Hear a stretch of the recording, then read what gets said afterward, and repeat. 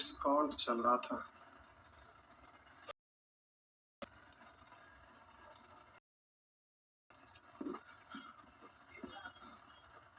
आवाज खींच रहा है करके वो वाला यहाँ पे लगा दीजिए तब तक।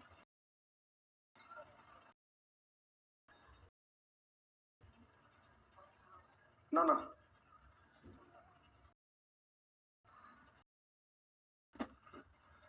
प्यारे, पिछले दिन आप कितना नंबर गए थे? रीना को बाबू हम ठीक है, क्वेश्चन लिख कर बताइए। और भी लोग कमेंट में अगर तो प्यारे जल्दी से कमेंट में लिखिए। और जो आपका ऑफलाइन से लाइव जा रहा है उसमें आवाज से लाइव रहिए। चल रहा साथ साथ आप एडवांस में तो उधर पढ़ रहे, तो प्यारे उस क्लास में लाइव क्लास करिए। आइए देखते हैं, क्या 50 तक हो गया था, उसके बाद आगे बढ़ते हैं। आइए देखते हैं, लिखा हुआ है पीटर ने कोई वस्तु उसकी मूल कीमत पर 20% की छूट पर खरीदी। उसने उसे खरीद मूल्य पर 40% बढ़ाकर बेच दिया। तो ध्यान देंगे, मान लेते हैं कि वस्तु का अंकित मूल्य तो छूट पर खरीदा यानी अंकित मूल्य, तो 20% छूट पर खरीदा। जो बेच रहा है उसके लिए विक्रय मूल्य, और जो खुद खरीदा है छूट पर उसके लिए वही है खरीद मूल्य। बेचने वाले के लिए विक्रय मूल्य, खरीदने वाले के लिए खरीद मूल्य। 20% छूट पर खरीदा यानी 80 में खरीदा। उसने उसे खरीद मूल्य पर 40% बढ़ाकर बेच दिया। तो जितना में खरीदा उससे 40% अधिक करके बेचा। तो 80 में खरीदा, इसको 40% अधिक करके बेचा। तो कोई भी चीज 100% होता है उसमें 40% बढ़ा दीजिएगा तो 140% हो जाएगा। इसका वैल्यू 80 है, 40% बढ़ा कर बेचा, तो कोई भी चीज अपने आप में 100% होता है, और उसमें 40% बढ़ा दीजिएगा तो 140% हो जाएगा। अब बोलिए ये 0 से 0 और ये 0 से 0 आपका कट जाएगा।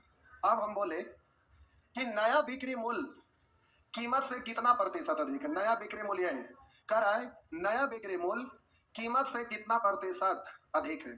तो जरा ध्यान देंगे, यहाँ पर क्वेश्चन कर रहा है कि कीमत से कितना परसेंट अधिक है। तो कीमत तो 100 है, अब 14 बोतल से 112 लिख देते, 112। तो यहाँ पर कह रहा है नया बिक्री मूल्य यानी 112 कीमत से कितना परसेंट अधिक है। तो कीमत तो इतना ही छपा हुआ था, तो इससे कितना ज्यादा है। तो हम बोले 100 से 112 12 अधिक है यानी 12%। जवाब होगा प्यारे 12%। आगे लिखा है एक वस्तु छपा हुआ मूल्य का मतलब अंकित मूल्य यानी मार्क प्राइस। छपा हुआ मूल्य 900 रुपया है, लेकिन एक खुदरा व्यापारी उसको 40% बट्टा पर खरीद कर 40% बट्टा पर खरीद कर, यानी खुदरा व्यापारी खरीदा है कितना में, खरीद मूल्य मतलब प्यारे क्रय मूल्य। कह रहा है 40% बट्टा पर खरीदा, बेचने वाले के लिए विक्रय मूल्य, खरीदने वाले के लिए खरीद मूल्य। 40% बट्टा पर खरीदा मतलब 40% छूट पर खरीदा।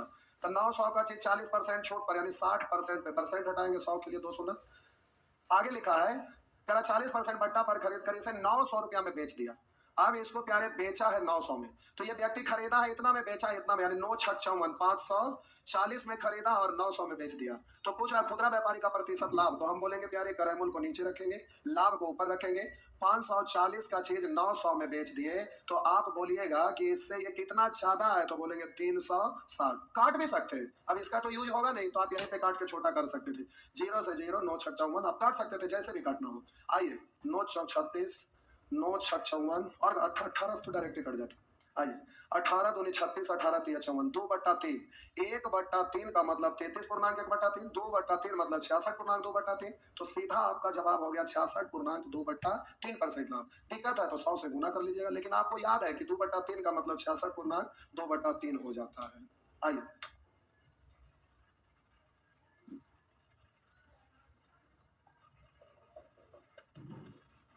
एक वस्तु का क्रय मूल्य एवं विक्रय मूल्य का अनुपात 5:6 है। एक वस्तु का क्रय मूल्य एवं विक्रय मूल्य का अनुपात 5:6 है। यदि वस्तु के अंकित मूल्य पर 20% की छूट दी जाती है, वस्तु के अंकित मूल्य पर 20% की छूट दी, अच्छा क्रय मूल्य और विक्रय मूल्य हुआ। अब यहाँ ध्यान देंगे, वस्तु की अंकित मूल्य पर 20% छूट दी जाती है, तो वस्तु का अंकित मूल्य उसके क्रय मूल्य से कितना परसेंट अधिक है। तो अब आप यहाँ पर अंकित मूल्य निकाल सकते हैं, कैसे। तो विक्रय मूल्य दिया हुआ है और 20% छूट का मतलब होता है क्रय, ये अंकित मूल्य 100 तो छूट है 20, तो विक्रय मूल्य होगा 80, तो विक्रय मूल्य का तुलना विक्रय मूल्य से, अंकित मूल्य तो 100 से। फ्रैक्शन से भी कर सकते हैं। अगर 20% को आप पढ़िएगा 1/5 तो अंकित मूल्य 5 छूट है 1 तो विक्रय मूल्य होगा 4। तो ये विक्रय मूल्य का तुलना विक्रय मूल्य से, अंकित मूल्य निकालिएगा तो प्यारे 5 से, ऐसे भी बोल सकते हैं। कह रहा है वस्तु का अंकित मूल्य क्रय मूल्य से कितना परसेंट अधिक है, तो इससे ये कितना परसेंट अधिक है, पहले कॉमन डिजिट को काट लीजिए। तो काटिएगा तो परेशानी ना हो, इसलिए विक्रय मूल्य को मन ही मन हटा दीजिए। लेकिन आप अभी नोट तैयार करते होंगे तो हम इसको रहने देते हैं, तो इसको हटा दीजिएगा, यहीं पे काम खत्म, मिटा देते, खत्म हो गया। लेकिन आप यहाँ प्यारे लिखते हैं कॉपी पे, इसलिए हम छोड़ देते हैं, अलग एक बार और लिख देते हैं। तो ये हो गया प्यारे क्रय मूल्य, और इधर है आपका अंकित मूल्य। आपको यही दोनों का रेशियो चाहिए, तो विक्रय मूल्य से हमें कोई दिक्कत नहीं है। अब रेशियो जल्दी से लिखेंगे तो बोलेंगे कट गया, 2 से 3 और 2 से 2, बट्टा में 1 है, 2 1 से हम 2 से गुना करेंगे 2 और 2 से गुना करेंगे तो इधर 3।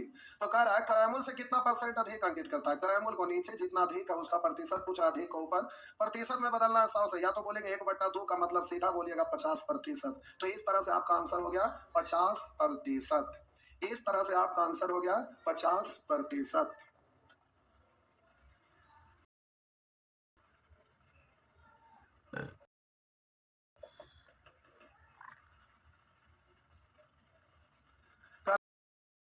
तो बड़ा क्वेश्चन देख के डर मत जाइएगा, बड़ा क्वेश्चन हो या छोटा क्वेश्चन, बड़ा क्वेश्चन जो होता है ना वो थोड़ा आसान होता है। कि बड़ा कोई भी क्वेश्चन कैसे हो जाता है, बारे में इंफॉर्मेशन वहां पर ज्यादा रहता है, तो ज्यादा इंफॉर्मेशन रहता है तो वो विस्तार से लिख दिया, तो बड़ा इंफॉर्मेशन है तो ज्यादा आसान हो जाएगा। छोटा क्वेश्चन रहता है तो उसको समझना पड़ता है कि क्या रहा है, तो 2-3 बार पढ़िएगा तब भी बहुत बार नहीं पता चलेगा, ये होता है। लेकिन बड़ा क्वेश्चन आसान होता है, डरना नहीं है। आइए देखते हैं, लेकिन बड़ा क्वेश्चन भारी भी तो रहता ही है। तो आइए, करा किसी दुकानदार ने 2 वस्तुएं ए तथा बी अलग अलग मूल्य पर खरीदी। 2 वस्तु, एक वस्तु का नाम ए है और दूसरा वस्तु का नाम बी है।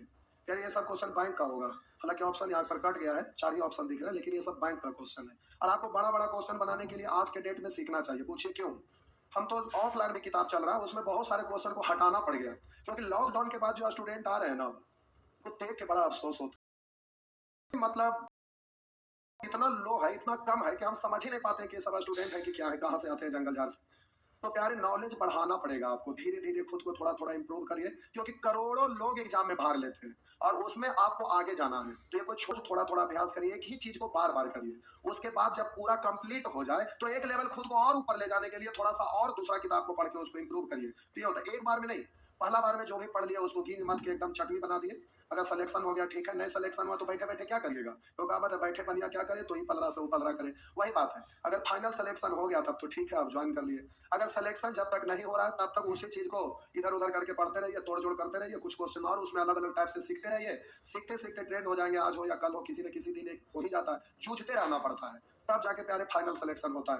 ये नहीं कि आज यहाँ पढ़े, कल वहां पढ़े, परसों वहां पढ़े, उससे कुछ होने वाला नहीं। एक बार अच्छा से सोच समझ लीजिए, उसके बाद ढंग से पढ़ाई करिए। लाख बदल लो आईने, चेहरा नहीं बदलता, और हथेलियों पर खींचने से लकीरें मुकद्दर नहीं बदलता। सोच से है सब कुछ, बिना सोचे कुछ नहीं बदलता। तो प्यारे आपको कुछ भी बदलना है, अपने जिंदगी को बेहतर करना है, तो उसके लिए रोज थोड़ा थोड़ा खुद को इम्प्रूव करना है।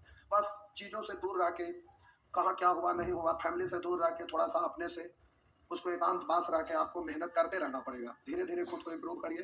थोड़ा मैथ पढ़ लिए, थोड़ा जीएस पढ़ लिए, थोड़ा इंग्लिश पढ़ लिए, नहीं कि खाली मैथ पढ़ रहे तो 3 बार मैथ में लगल है, रीजनिंग पढ़ रहे तो खाली रीजनिंग में लगा। एक बैलेंस करके चलिए, तभी रिजल्ट होगा। सभी चीज को पहले आसान चीज को लीजिए, फिर धीरे धीरे कठिन चीज को उठाइए। आइए आगे बढ़ते हैं। कह रहा है किसी दुकानदार ने 2 वस्तुएं ए तथा बी अलग अलग मूल्यों पर खरीदी। 2 वस्तुएं, एक का नाम ए है, दूसरा बी।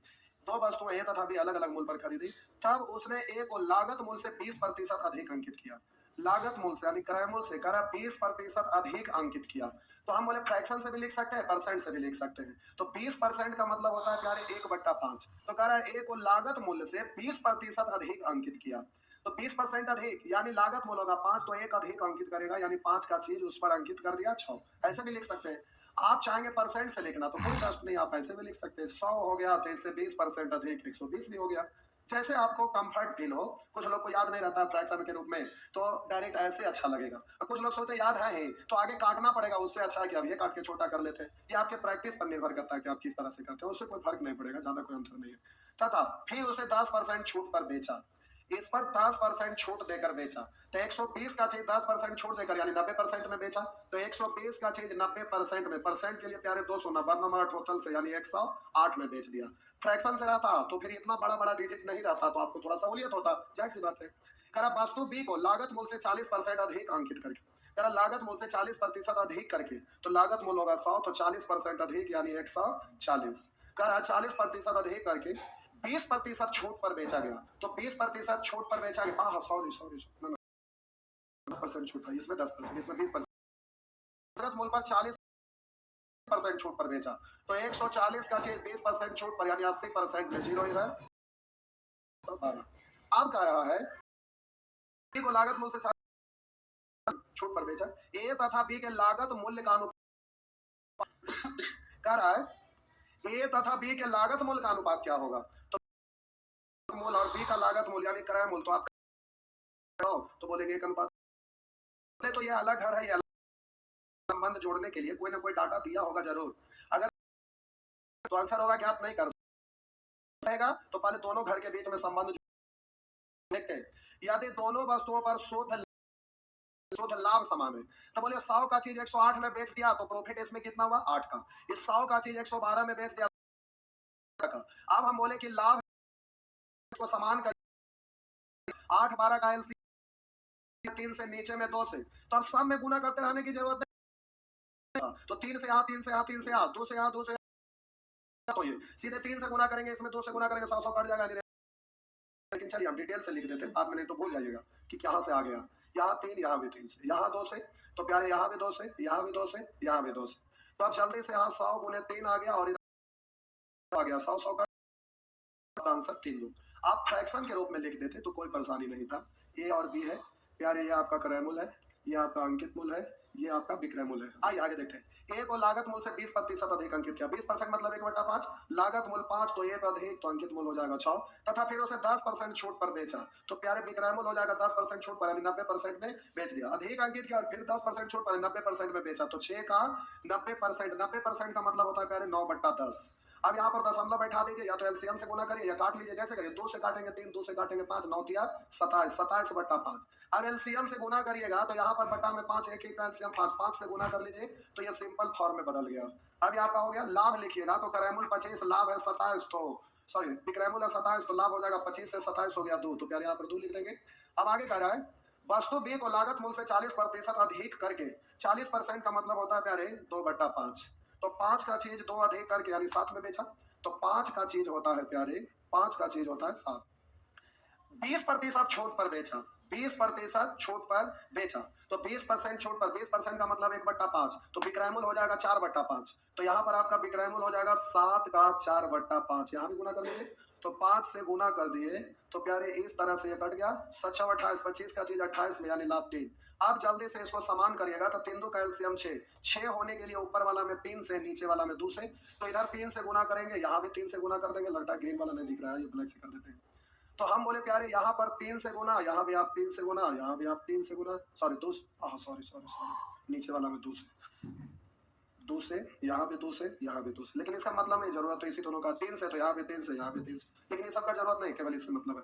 तो ए और बी का अंकित मूल्य का रेशियो, सॉरी क्रय मूल्य का रेशियो पूछा है, तो प्यारे 5 25 25 28, सॉरी 25 75, या 5 25 25 दूनी 50, तो बोलेंगे 25 25 तो कॉमन होकर कट ही जाएगा, तो 3 2 इस तरह से आप बोल दीजिएगा, जो आपको अच्छा लगे। कोई जरूरी नहीं कि सारा टर्म को हम लिखवे करें, वो जरूरी नहीं लिखना। आप डायरेक्ट क्रय मूल्य और लाभ को लिख सकते हैं, बाकी मन ही मन उड़ा दीजिए, तो उतना आप सोच सकते हैं तब, लेकिन सीखने के लिए तो हमें टोटल लिखना पड़ेगा, तभी तो आप देख पाएंगे, सीख पाएंगे। आइए आगे बढ़ते हैं।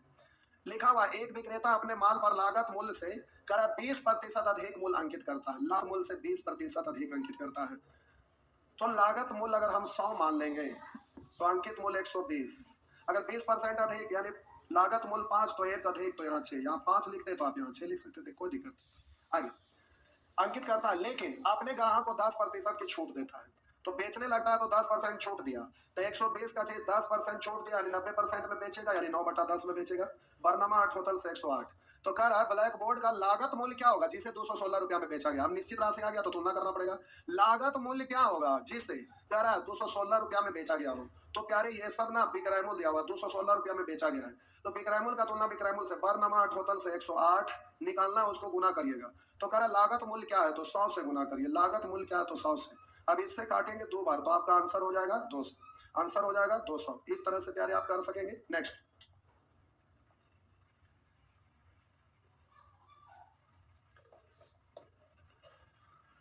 एक फुटकर विक्रेता सामान का मूल्य 150% बढ़ाकर अंकित करता है। मान लेते हैं कि उसका लागत लगा 100, जब अंकित करने लगा ना तो 150% बढ़ाकर करा। फुटकर विक्रेता अपने सामान का मूल्य 150% बढ़ाकर अंकित करता है। तो कोई भी चीज अपने आप में 100% होता है, 150% और अधिक कर दीजिएगा तो पहले से 100 था, 150% अधिक कर देंगे तो 250% हो जाएगा। तो हम बोले कि क्रय मूल्य है 100 तो अंकित मूल्य हो जाएगा 250। अब आगे कर और 40% की छूट देता है, बेचने लगता है तो ग्राहक को 40% का छूट दे देता है, यानी 60% में बेच देता है। परसेंट के लिए 2 शून्य कैंसिल, 25 छक 150, 150 में बेच दिया। अगर वस्तु का मूल्य 800 रुपया है तो बिक्री मूल्य क्या होगा? वस्तु का मूल्य 800 है यानी क्रय मूल्य। आप कह रहा है ना बिक्री मूल्य क्या है? अगर वस्तु का मूल्य 800 रुपया है तो बिक्री मूल्य क्या है? 25 छक 150 से 2 शून्य 15 ठीक 20 से 120 पर एक जीरो। तो इस तरह से आप जल्दी से सॉल्व कर दीजिएगा। आप बोले प्यारे जो भी निकालना है उसको आप गुना कर दीजिएगा तो सीधा आपका आंसर निकल जाएगा। इस तरह से आपका आंसर हो गया 1200। नेक्स्ट कह रहा है एक सोफा सेट को सूची मूल्य 3000 रुपया, एक सोफा सेट का सूची मूल्य 3000 है। सूची मूल्य का मतलब मार्क प्राइस, अंकित मूल्य 3000 है। रमेश उसे 22% छूट पर खरीदा। रमेश उसे 22% छूट पर खरीदा। अब कह रहा है और सूची मूल्य का 10% खर्च करके उसकी मरम्मत करवाई। रमेश उसे 22% छूट पर खरीदा।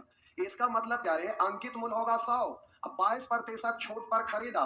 व्यक्ति खरीद रहा है, बेचने वाला बेच रहा है, तो जो खरीद मूल्य है वही बेचने वाला के लिए विक्रय मूल्य है।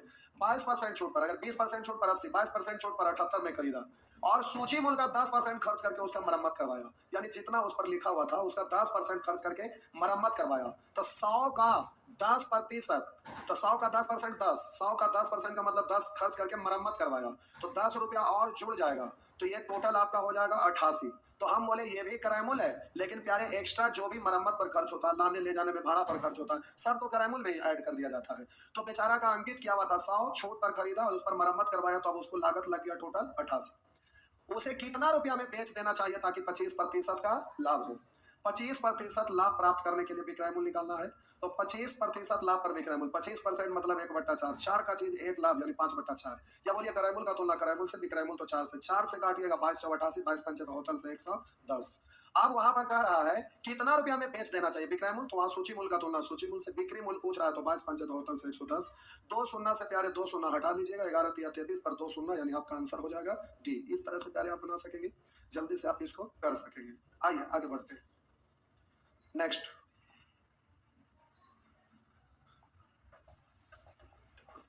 एक वस्तु एक अंकित मूल्य उसके क्रय मूल्य से 40% अधिक है।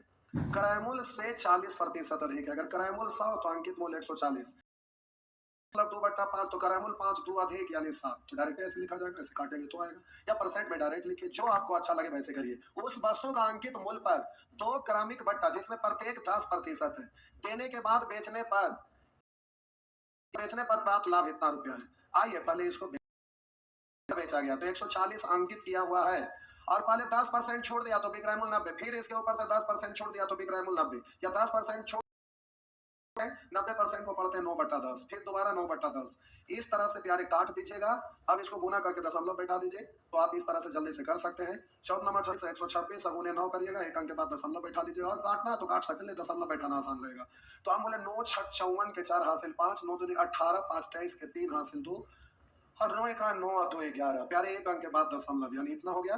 अब उधर कह रहा है कि बेचने पर प्राप्त लाभ 53 रुपया 60 पैसा, तो लाभ का तुलना लाभ से, तो 100 का चीज इतना में बेचा गया तो प्यारे कितने का लाभ हो गया? 13.4 का। दशमलव के बाद जीरो लिखिए या ना लिखिए उससे कोई दिक्कत नहीं है। आइए पूछ रहा है इसका विक्रय मूल्य क्या है, तो विक्रय मूल्य सॉरी हाँ ठीक है विक्रय मूल्य तो 113.4 से दशमलव हटा दीजिएगा।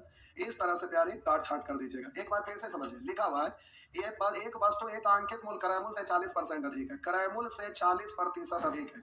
क्रय मूल्य है 100 तो अंकित मूल्य हो जाएगा 140। उस वस्तु के अंकित मूल्य पर 2 क्रमिक बट्टा जिसमें प्रत्येक 10% है, तो 10% छूट देकर दो को छूट देकर बेचा गया। तो 140 का 10% छूट दिया तो बेचेगा 90% में, 90% परसेंट हटाएंगे बट्टा 100, 90/100 एक जीरो कट जाएगा 9/10। फिर अगला बार भी 10% है, फिर 9/10। इस तरह से आपका कटता जहां तक काट लीजिए, उसके बाद गुना करके दशमलव बैठा दीजिए, जीरो से जीरो हटा दीजिए। अब आगे आपसे कह रहा है यदि वस्तु को 30% लाभ पर बेचा जाए तो उसका sorry sorry sorry sorry sorry sorry 30% लाभ पर बेचा जाए तो विक्रय मूल्य क्या होगा? रुक जाइए, 30% लाभ पर विक्रय मूल्य अब अलग निकालने की जरूरत ना है, आइए यहीं से कर लेते हैं। वहां लाभ का तुलना पहले लाभ से कर लीजिए। 9 नमा 81 गुने 14, 81 को 14 से गुना करिए, 14 का 14 का 4 हासिल है, 14 के बलियोतल से 112 और 113, एक अंक के बाद दशमलव तो हो गया 113.4, इस तरह से हो गया। अब एक सेकंड रुकिए, यहाँ मिस्टेक हो गया था क्या? करा देने के बाद प्राप्त लाभ इतना रुपया, लाभ का तुलना करिएगा लाभ से, यानी इतना का तुलना लाभ का तुलना लाभ से, 100 का 113.4 में, यानी लाभ हो गया 13.4। अब कह रहा है कि यदि वस्तु को 30% लाभ पर बेचा जाए, वस्तु को 30% लाभ पर बेचा जाए तो विक्रय मूल्य क्या होगा? तो 30% लाभ पर विक्रय मूल्य था 130 से, आप कहेंगे सर डायरेक्ट कैसे 130 कर लिए? तो प्यारे क्रय मूल्य का रेशियो 100 ही है ना, क्रय मूल्य का रेशियो तो 100 ही है, तो 30% लाभ पर तो 130 ही होगा। नहीं तो आप कहिएगा कि क्रय मूल्य हम निकाल लेते हैं, आप फिर बोलेंगे क्रय मूल्य का तुलना क्रय मूल्य से, 30% लाभ पर 130, तो बात तो वही हो गया। तो प्यारे क्रय मूल्य 100 है, इसलिए 30% लाभ पर विक्रय मूल्य 130 आप डायरेक्ट कर सकते हैं। तो इस तरह से आप काट छाट कर दीजिएगा तो आपका इस तरह से आंसर आ जाएगा। नेक्स्ट आगे लिखा है, करा वस्तु बी का क्रय मूल्य ए के क्रय मूल्य से 20% अधिक है। वस्तु बी का क्रय मूल्य, वस्तु बी का क्रय मूल्य वस्तु ए के क्रय मूल्य से 20% अधिक है। ए के क्रय मूल्य से 20% अधिक, यानी ए का क्रय मूल्य होगा 100, तब बी का क्रय मूल्य होगा 120। अब एक घर से दूसरा घर में संबंध जुड़ा हुआ है, क्योंकि इसी से रिलेट होकर ये आया हुआ है, तो अलग से कोई डाटा रहे या ना रहे, इससे रिलेटेड हो गया। ये अलग घर नहीं है, रिलेटेड है। आगे कह रहा है वस्तु ए एवं बी का अंकित मूल्य क्रमशः 50% एवं 25% अधिक है। अंकित मूल्य, इसका मूल्य 50% अधिक है, यानी 100 का चीज 50% अधिक, यानी 150 हो जाएगा, और दूसरा 25% अधिक है तो ये 120 है। कोई भी चीज 100% होता है, 25% अधिक यानी 125%। तो प्यारे यहाँ 100 में ही था, इसलिए 50% अधिक कहा तो 150%, परसेंट के लिए 0 कट कैंसिल तो 150 हो गया। यहाँ 120 है तो 25% अधिक था, कोई भी चीज 100% होता है, 25% अधिक यानी 125। 25 पंचे 25 चौ 4 30, 30 पंचे 150, 30 पंचे 150, 30 पंचे 150। अब आगे आइए, वस्तु ए को 5% की छूट पर, जबकि वस्तु बी को 9% छूट पर बेचा गया। वस्तु ए को 5% छूट पर बेचा गया, तो प्यारे 5% छूट पर विक्रय मूल्य 150 का चीज 5% छूट पर बेचा गया, 95% में बेचा गया। तो 150 का 95%, एक जीरो इधर, 5 से काटेंगे 3 और 5 से काटेंगे 2, गुना करके फिर काटिएगा, उससे अच्छा कि पहला ही गुना कर। क्या मीडिया, चलिए ठीक। कह रहा है वस्तु ए को 5% छूट पर, जबकि बी को 9% छूट पर बेचा गया। तो ए को 5% छूट पर बेचा गया, छूट अंकित मूल्य पर दिया जाता है, तो 150 का चीज 5% छूट यानी 95% में बेचा गया। 100 काटिए, इसको गुना करके दशमलव बैठा लीजिएगा, तो हो गया 15 पचे 75 के 5 बाकी 7, 15 9 35 से 135 7 142, एक अंक के बाद दशमलव बैठा दीजिएगा, तो प्यारे 142.5। ये सब कैलकुलेशन रहेगा, क्योंकि देख रहे हैं 5 ऑप्शन है, बैंक पीओ का है। बैंक पीओ का क्वेश्चन प्यारे लेवल स्टैंडर्ड ही नहीं रहता है, एसएससी की अपेक्षा बहुत स्टैंडर्ड रहता है। जितना भी आप देख रहे होंगे बड़ा बड़ा क्वेश्चन, ये सब बैंक पीओ का है। बैंक पीओ का जो मेंस का क्वेश्चन रहता है ना, एसएससी का स्टैंडर्ड उससे बहुत ज्यादा ही रहता है। हाँ, एसएससी में एडवांस मैथ पढ़ना है तो वो एक्स्ट्रा चीज पढ़ना रहता है, जिसकी वजह से लोगों को माइंड में रहता है कि एसएससी ज्यादा स्टैंडर्ड रहता है। जबकि जो चैप्टर बैंक पीओ का मेंस है, जो चैप्टर आपका एसएससी का मेंस है, कंपेयर करेंगे तो बैंक पीओ का क्वेश्चन जो होगा एसएससी के मेंस से उसका अप्रोच बहुत ऊपर का होता है। क्योंकि बैंक पीओ में जो क्वेश्चन पूछता है ना, वो प्यारे कैट मैट मैनेजमेंट ये सब में जो क्वेश्चन एमबीए वगैरह में पूछता है, वही 1-2 साल पुराना होता है, तो बैंक पीओ में रिपीट करता है, तो वो सब क्वेश्चन एग्जाम में स्टैंडर्ड रहता है। आइए देखते हैं, तो ये हो गया 142.5। आगे गया है, जबकि वस्तु बी को 9% छूट पर बेचा, बी को 9% छूट पर, तो 9% छूट पर यानी 91% में एक जीरो काट दीजिए, गुना करके दशमलव बैठा दीजिए। 15 का 15 5 हासिल बच गया 1, 15 नंबर 35 से 135 है 1, 136, एक अंक के बाद दशमलव बैठा दीजिए, तो 136.5। आइए, कह रहा यदि वस्तु ए का विक्रय मूल्य वस्तु बी के विक्रय मूल्य से 30 रुपया अधिक है, वस्तु ए का विक्रय मूल्य बी के विक्रय मूल्य से 30 रुपया अधिक है। यहाँ पर देखिए कितना अधिक है, यार एक घर से दूसरा घर में संबंध जुड़ा हुआ है, इसलिए कुछ अब नहीं करना है, इससे केवल देखना है ज्यादा कितना है। 50 पैसा मनी मन हटा दीजिए, क्योंकि इससे कोई अंतर नहीं होगा, जो भी होगा यही से अंतर होगा, तो अंतर है प्यारे 6 का। निकालना उसको गुना करिएगा, तो वस्तु ए का क्रय मूल्य क्या होगा, तो 100 से गुना करिएगा, 6 से कटेगा 5 बार, तो आंसर हो गया 500। इस तरह से आंसर हो जाएगा। नेक्स्ट आइए देखते हैं। अच्छा नेचर 5 आ गया। अब बउआ अगर हम कितनों भी उड़ाएंगे तो एक दिन लगेगा ही, इसलिए टेंशन लेने से क्या फायदा है, इसको अगली क्लास में ही ले लेंगे, नहीं तो आधा पे अटक जाएगा तो बात वही हो गया, तो कोई फर्क पड़ेगा नहीं, एक दिन तो और चलाना ही है। तो होता क्या है, जैसे अभी लास्ट है, तो अगर मान लेते हैं खत्म कर लिया, फिर पता चला आधा छूट गया, फिर अगला दिन अगला चैप्टर स्टार्ट कर दिया, हम ऐसे कभी नहीं करते, क्योंकि माइंड आपका सेट रहता है, वहां पर नया चैप्टर चालू कर दिए तो होता क्या है कि वीडियो उसमें मिक्स हो गया, उसको खोजिएगा तो बार बार उस पर ध्यान जाएगा, तो दिक्कत हो जाता है, इसलिए पूरे पूरे खत्म करके अगले क्लास में हम लोग आगे बढ़ेंगे। अगला चैप्टर आपका एसआई होगा, उसके बाद सीआई। जुलाई में आपका SI CI time and distance time and work सब खत्म करना चाह रहे हैं, तो उसके लिए आपको 1 घंटा और आपको मेहनत करवाएंगे किसी और एक्स्ट्रा टाइम में, तो 1 घंटा और अगर बढ़ जाएगा तो उसमें टाइम एंड वर्क या टाइम एंड डिस्टेंस कुछ और छेड़ देंगे, इधर एसआई सीआई सब चलते रहेगा, तो आपका कोर्स जल्दी खत्म हो जाएगा। क्योंकि इधर वैकेंसी आपको CHSL देना होगा, CGL देना होगा, बहुत सारे अलग अलग तरह के लोग जुड़े हुए हैं। तो प्यारे मैक्सिमम प्रयास करेंगे कि जल्दी जल्दी इन चीज़ों को खत्म कर ले तो ज़्यादा अच्छा रहेगा, 1 घंटा और बढ़ा देंगे।